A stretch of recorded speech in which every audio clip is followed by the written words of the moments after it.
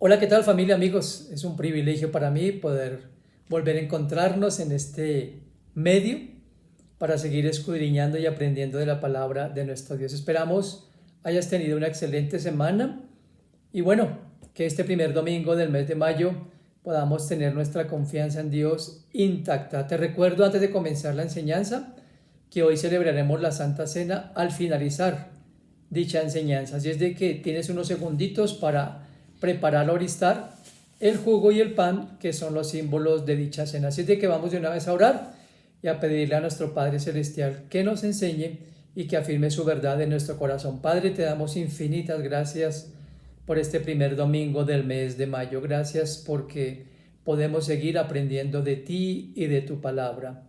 Ayúdanos por favor a ser mansos y humildes de corazón, a poder interiorizar tu palabra y poder comprender el mensaje que tienes para nosotros en el día de hoy. Ruego para que no haya ningún tipo de dificultad técnica y que podamos estar atentamente escuchando tu palabra y aprender de ti, que eres manso y humilde de corazón.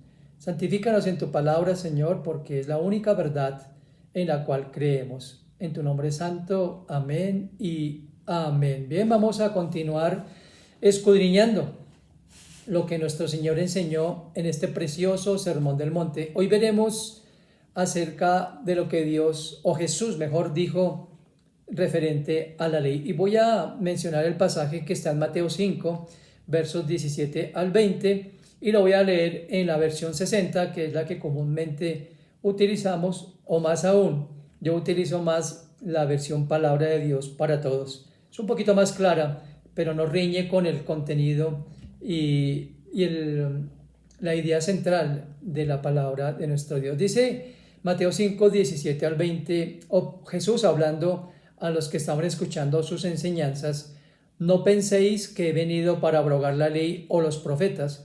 No he venido para abrogar, sino para cumplir. Porque de cierto os digo que hasta que pasen el cielo y la tierra, ni una jota ni una tilde pasará de la ley, hasta que todo se haya cumplido.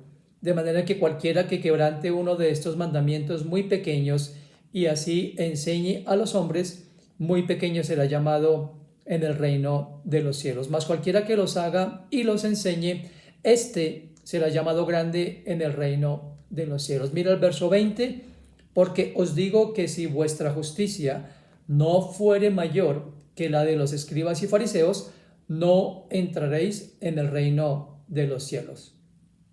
El mismo pasaje de Mateo 5, 17 al 20, en la versión Palabra de Dios para Todos, dice: no piensen que he venido para acabar con la ley de Moisés o la enseñanza de los profetas. No he venido para acabar con ellas, sino para darles, escúchame bien y subraya en tu Biblia, completo significado. Les digo la verdad, hasta que pasen el cielo y la tierra no pasará ni una letra ni una tilde de la ley hasta que todo esto se cumpla. Así que cualquiera que desobedezca alguno de los mandamientos, por muy pequeño que sea, y les enseñe a otros a desobedecerlo, será considerado muy pequeño en el reino de Dios. En cambio, el que los obedezca todos y enseñe a obedecerlos será considerado grande en el reino de Dios. Porque les digo a ustedes, no entrarán en el reino de Dios a menos que practiquen la justicia mejor que los maestros de la ley y los fariseos. A partir de este pasaje y hasta el capítulo 7 de este Evangelio de Mateo, Jesús presenta o se presenta en el mundo predicando el verdadero espíritu de la ley. Pero, ¿en qué consiste lo que anuncia? Recuerden que había muchos oyentes, había gente del común, judíos de la clase popular o trabajadora, había grandes proselitos, también había como testigos, o mejor, más bien como curiosos espectadores, los religiosos fariseos, que eran los que estaban ahí vigilantes a que la ley que ellos enseñaban desde las sinagogas y en lo cotidiano pues se cumplirá. Así es de que muy probablemente frente a este pasaje en particular podían existir tres pensamientos entre todos estos oyentes que estaban atendiendo a lo que Jesús decía. Una idea puede ser, ¿deseaba Jesús que la ley de Moisés se cumpliera a cabalidad? O como lo dice en la versión popular o moderna, o Jesús propone más bien una liberación de la ley, creando algo radicalmente distinto, seguiría el segundo pensamiento de muchos, o será que trataría de retocarla o de tratar de adaptarla al contexto de ese momento. La respuesta a esa inquietud no es tan simple como suele creerse o enseñarse. Para entenderlo bien, quisiera ilustrarlos. ¿Cuál era el sentido de ese momento? ¿Cuál era el espíritu de la ley en ese momento en que Jesucristo estaba hablando? La ley de Moisés para todos los judíos reflejaba el sentir de Dios y expresaba sus designios, y por eso todos estaban inclinados a obedecerla. Esa actitud de obediencia sumisa era lo que podríamos llamar la fuente de la luz y el bienestar para todo el pueblo judío. Pero resulta que ya desde el comienzo se habían registrado dos graves desviaciones de ese espíritu de la ley. La primera era con relación al concepto de Dios. Muchos de los religiosos, especialmente los fariseos, que como ustedes bien saben, añadían a la palabra de Dios tradiciones de hombres, para ellos, Dios era un Dios de terror, era un Dios amenazante, era un Dios extremadamente justiciero.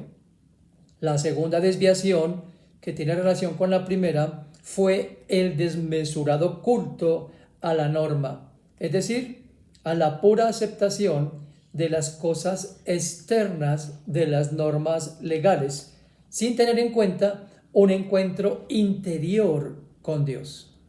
Los profetas en la antigüedad habían intentado mitigar esos dos peligros insistiendo en una obediencia de corazón.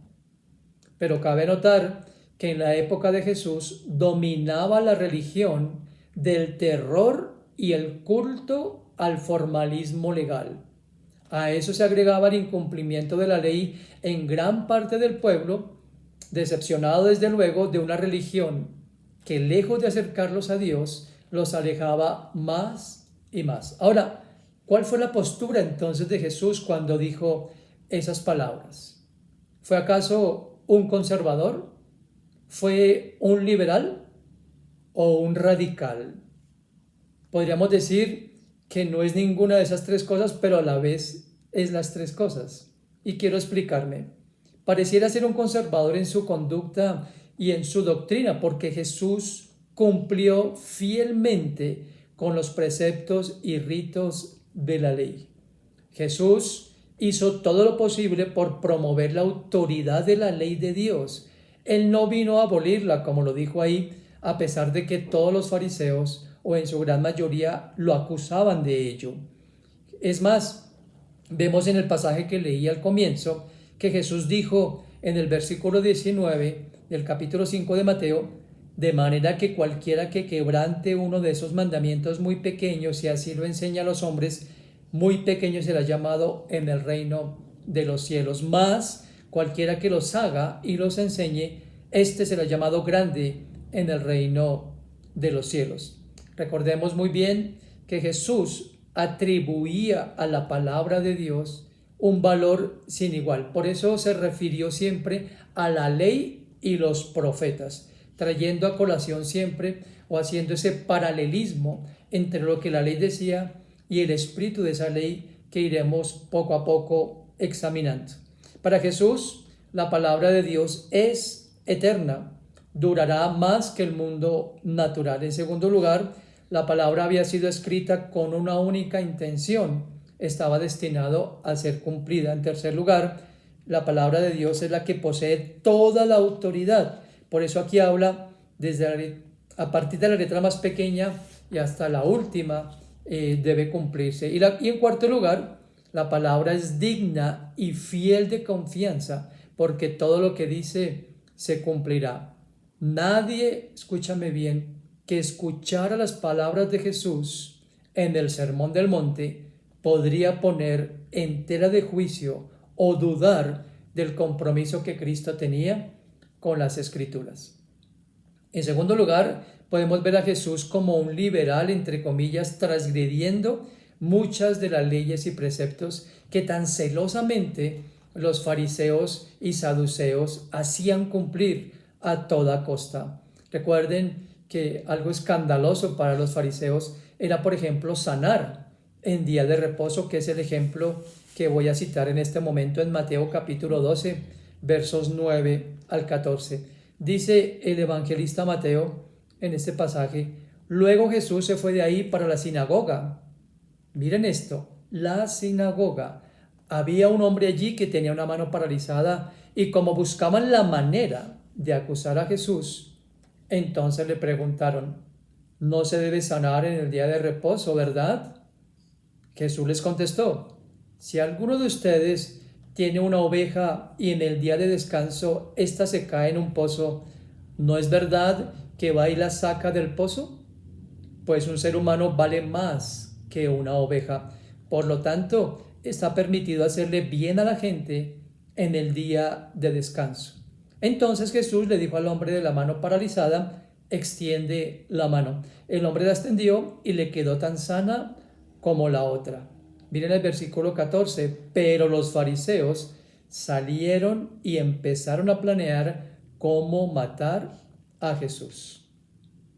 También vemos a Jesús siendo radical. Él dijo: no vine a abolir la ley, vine a darle plenitud, vine a darle el verdadero sentido, podríamos decir, su madurez. La ley del Sinaí es para él sagrada, es como el alimento para su vida, pero Jesús le está quitando todo lo inhumano y lo que los mismos fariseos, como ya lo dije, le habían agregado como tradiciones de hombres, porque no es lo que Dios exactamente había querido decir. En otras palabras, Jesús rescata lo positivo y puro y le da un nuevo espíritu. En eso consiste su radicalismo, porque escúchame bien, cambia el espíritu con que se vive una ley, dándole realmente un significado de corazón y una intención más bien de cambio y de amor. ¿Cómo lo hace? Precisamente comenzando por cambiar el concepto que tenían de Dios, pasando de un Dios de terror, como lo dije hace un momento, a un Dios de amor, manifestando toda la obra de Dios desde la creación como un acto de su entrañable amor por el ser humano. Porque al amor de Dios ya no se le puede responder con un simple cumplimiento externo, sino con amor, ¿no es verdad? Con una fe que se traduzca en acciones. Así es que Jesús está introduciendo 3 cambios fundamentales a esta ley mosaica. En primer lugar, la personaliza. ¿Cómo lo hace? Él se pone en el lugar de la ley. Dice Pablo en Romanos 10:4, el cumplimiento de la ley es Cristo. Cumplir la ley no sería lo importante, es decir, las cosas externas, sino realmente participar de la vida que Cristo vino a dar. Cuando nosotros cumplimos, o mejor, deseamos no quebrantar ningún mandamiento, no es verdad que lo hacemos más que por el castigo o la consecuencia, por amor a Dios, porque entendemos que Él dio sus leyes para nuestra protección y preservación y para la toma de buenas decisiones y no para coartar nuestra libertad o para atarnos a un sistema religioso. Eso no significa eso. En segundo lugar, Jesús relativiza la ley, como lo vimos en el texto de Mateo 12, cuando sana a este hombre en plena sinagoga, cuando era algo escandaloso para todos los religiosos de la época. ¿Y por qué hizo esto Jesús? Porque la ley se puede volver esclavizadora cuando solamente se ve como letra. Por eso el apóstol Pablo, en su segunda carta a los Corintios capítulo 3, dice que no debemos seguir, lo digo a manera de paráfrasis, la letra sino el espíritu, porque la letra mata, pero el espíritu es el que da vida. Así es de que Jesús, por eso hablo de relativizar la ley, porque lo único absoluto para Jesús es Dios. Y en tercer lugar, Jesús radicaliza esta ley. Es necesario subrayar esto porque hay quienes piensan que relativizar la ley es implantar el libertinaje. Pero déjame decirte que esto solo sucede cuando en lugar de la ley se coloca la voluntad humana. Sin embargo, cuando la ley es sustituida por la fe verdadera, todo se hace con un sentido, con un propósito, con una intención. La fe va más allá, mucho más allá que la obediencia legal. ¿Sabes por qué? Porque está basada en el amor y en la valía de lo que Dios ha hecho por nosotros. Por eso muchos lo seguían, no por los milagros, sino porque era alguien que con su lenguaje y con sus acciones, obviamente enseñaba más que no como los los fariseos, a los cuales Jesús en muchas ocasiones señaló como ser simplemente o hablar acerca de la ley de Moisés, pero su conducta y su forma de vida eran lo contrario, por decirlo de alguna forma. De este modo, miren cómo Jesús ni recorta ni suaviza la ley, sino la lleva hasta sus límites, hasta la entrega total. Él pide algo que el hombre nunca podrá alcanzar por sí solo y para lo que necesitará la ayuda y la gracia de Dios. Quiero decirte esto. En el Sinaí, Dios había pedido a los hombres que llegaran hasta donde pudieran, pero Jesús en el monte de las bienaventuranzas lanzó una consigna mucho más radical, más difícil humanamente hablando, quiero decir, llega hasta donde no puedas. Es decir, para eso estoy yo, con mi gracia, para que juntos lleguemos hasta donde lo humanamente es imposible e insoñable. Es así como Jesús le da esa plenitud a la ley judía. Es así como Jesús nos trae una ley mejor, una ley mucho más alta. Nos trae el Evangelio, nos trae su amor y nos trae su redención. Quisiera puntualizar esta enseñanza diciendo lo siguiente. La declaración de Jesús afirmando que Él vino a cumplir la ley y los profetas y no a abolirlos, contiene dos afirmaciones en una. Primero, Jesús cumplió los profetas en el sentido de que en su venida cumplió los cientos de profecías concernientes a sí mismo. Su venida, su ministerio, su muerte y sus apariciones resucitado. Esto lo puedes ver en los evangelios en detalle y lo hemos predicado en otros momentos. Pero en segundo lugar, Jesucristo cumplió la ley como maestro y como practicante. Enseñó a obedecer la ley. En el relato de la sanidad de un leproso que está en Marcos 1, versos 40 al 45, leemos en el verso 44 lo siguiente, después de que Jesús lo sanó. Jesús le dijo, mira, no se lo cuentes a nadie. Ve y preséntate ante el sacerdote y da la ofrenda que ordenó Moisés al que ha sido sanado. Esto servirá para que la gente compruebe que ha sido sanado. Como podemos ver, Jesucristo le dice a este hombre que vaya donde el sacerdote y que dé la ofrenda que Moisés había mandado por instrucción de Dios que debían dar. No estaba de ninguna forma aboliendo, sino enseñando. Pero Jesús, él mismo cumplió la ley. Hay un relato en Mateo 17 de los muchos relatos que están en el verso 24 al 27, donde dice textualmente, cuando Jesús y sus seguidores entraron al pueblo de Capernaum, se le acercaron a Pedro unos hombres que recaudaban el impuesto del templo y le preguntaron, ¿tu maestro no paga el impuesto del templo? Pedro le respondió que sí, y entró a la casa. Antes de que Pedro dijera algo, Jesús dijo, ¿tú qué piensas, Simón? ¿De quién recogen los impuestos los reyes de la tierra? ¿Acaso los recogen de sus hijos o de los que no son de la familia? Pedro le respondió, los que pagan los impuestos son los hijos de la otra gente.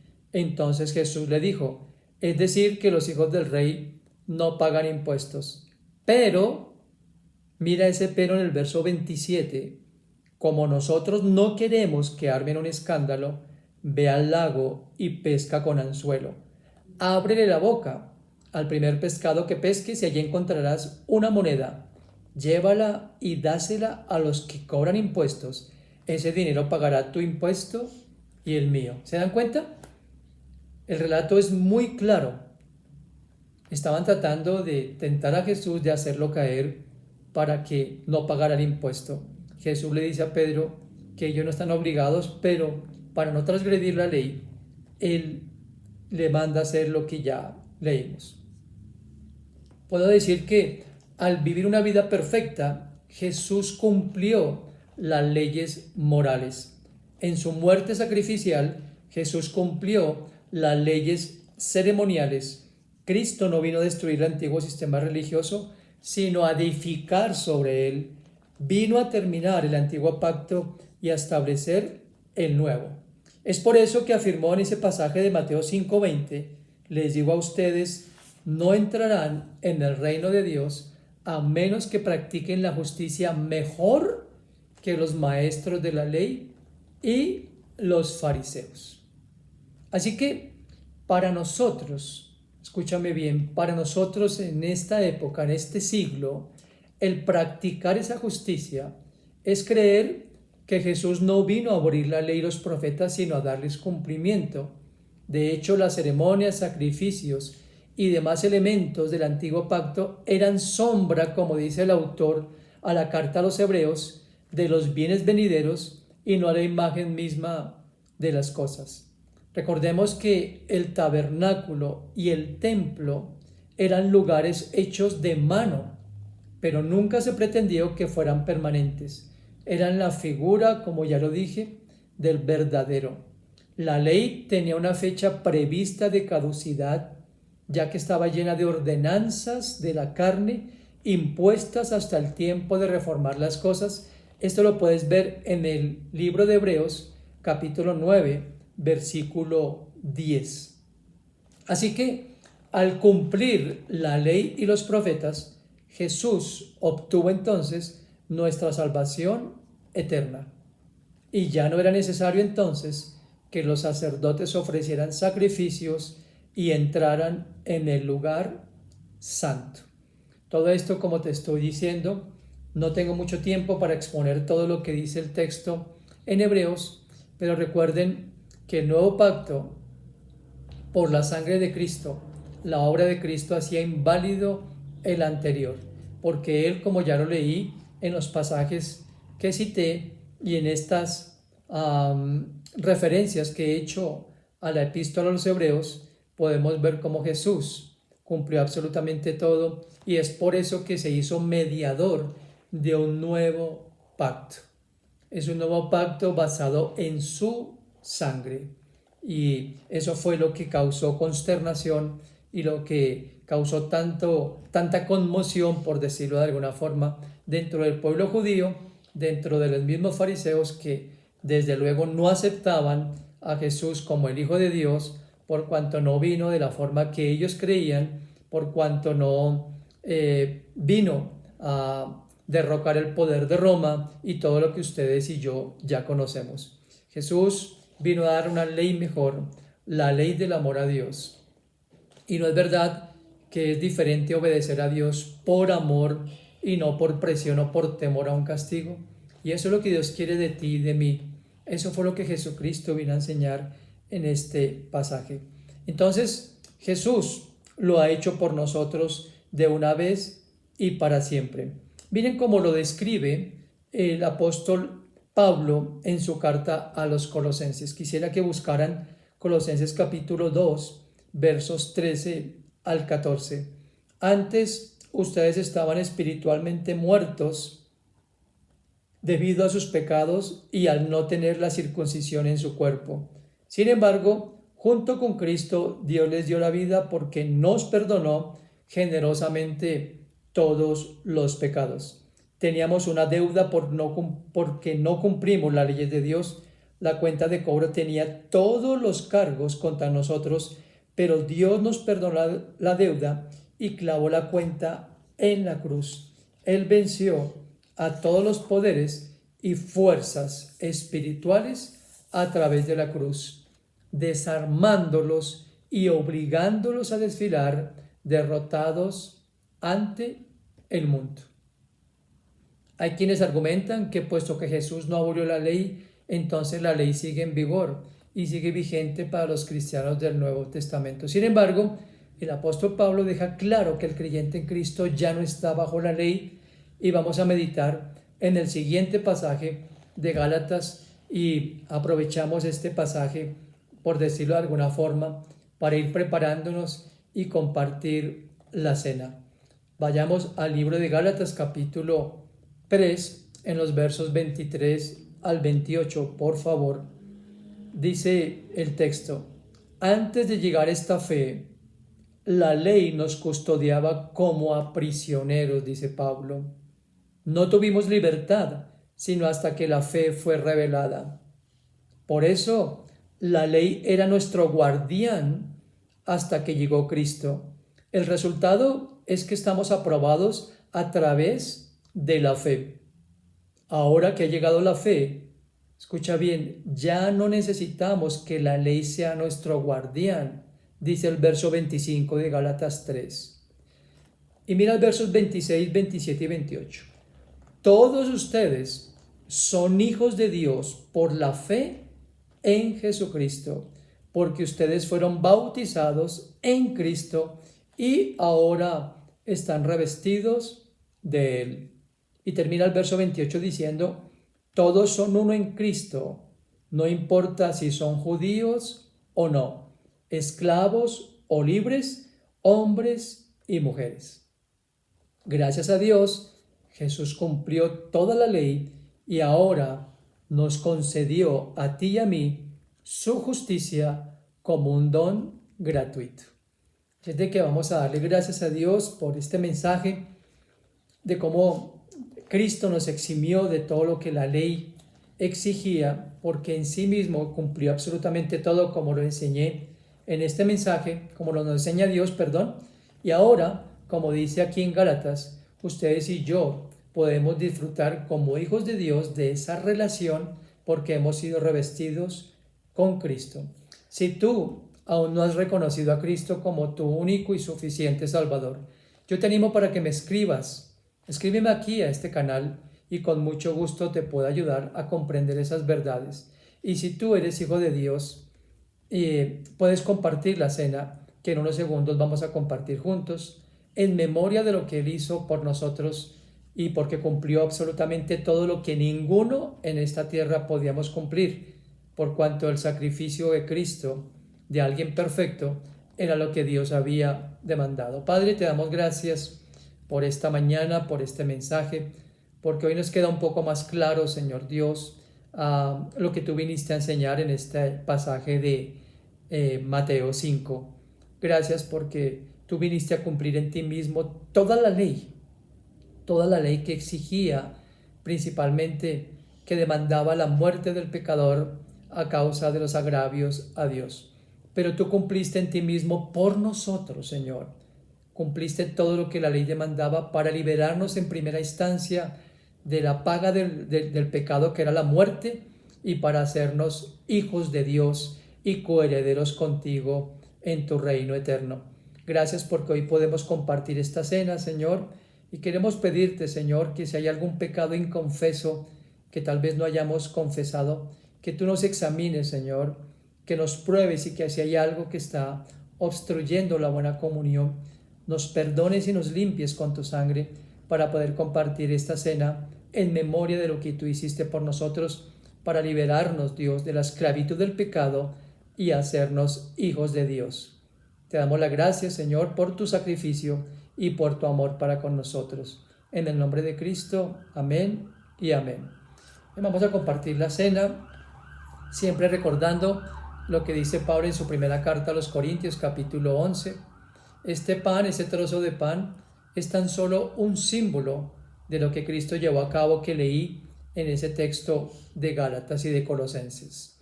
Recordemos que Él murió por ti y por mí para remediar nuestra condición de muerte espiritual, para reconciliarnos con el Padre y limpiarnos de toda maldad.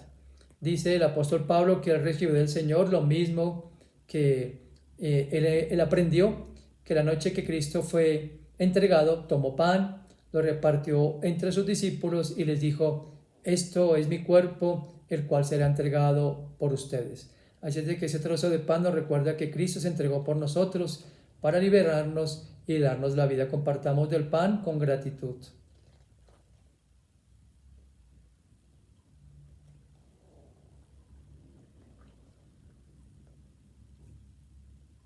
Y ahí mismo en 1 Corintios 11 nos dice la palabra del Señor que terminada la cena, también tomó la copa y dijo: esta copa representa el nuevo pacto en mi sangre, y que cada vez que tomemos de ella recordamos que la sangre de Cristo fue el precio que pagó por nuestra redención. Tomemos de este jugo, de esta copa, en acción de gracias.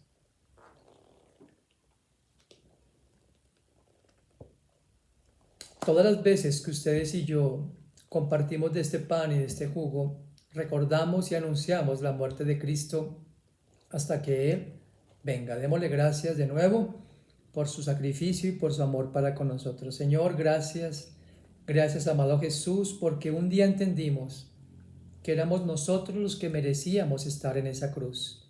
Fuimos nosotros los que infringimos la norma de Dios. Fuimos nosotros los que le dimos la espalda a Dios y nacimos en pecado. Gracias porque tú viniste a redimirnos, a liberarnos de esa opresión y de la paga del pecado, que era la muerte, muriendo por nosotros, Señor, y satisfaciendo las demandas de un Dios santo, santo, santo. Gracias por abrirnos camino y por haber roto ese velo que nos separaba de la presencia de Papá, y porque hoy podemos con libertad acceder al trono de la gracia, en donde alcanzamos la misericordia y el oportuno socorro. Ayúdanos a anunciar a aquellas personas que te necesitan de tu gracia y de tu plan de redención, para que también como nosotros lleguen a ser hijos de Dios y coherederos con Cristo, y a guardar con gozo tu gloriosa venida. En tu nombre santo, amén y amén. Bien, tenemos ese mensaje tú y yo de reconciliación, así es de que te animo también para que podamos difundir todos estos mensajes a través de estos medios electrónicos. Recuerda que entre semana te estamos enviando devocionales en audio, meditaciones en audio, para que las escuches, te edifiques y las compartas con tus contactos. Recuerda que tenemos también el perfil de Facebook, Richie Piri González, donde diariamente también encontrarás contenido de la palabra de Dios. Por supuesto, el Instagram, González_Richie con el final, donde también encontrarás día a día pues palabra de Dios para edificar tu vida y para que otros puedan conocerlo a Él. Como siempre, mi esposa y yo te recordamos que estás en nuestras oraciones y en nuestro corazón. Y si tú quieres participar con tus ofrendas o donaciones de este ministerio, de verdad que para nosotros son muy valiosas e importantes. Así es de que escríbeme y te diré cómo puedes también hacer llegar esas donaciones u ofrendas. Que Dios te bendiga, que tengas una muy bendecida semana y que la paz del Señor continúe guardando tu corazón y tus pensamientos en Cristo. Un feliz día.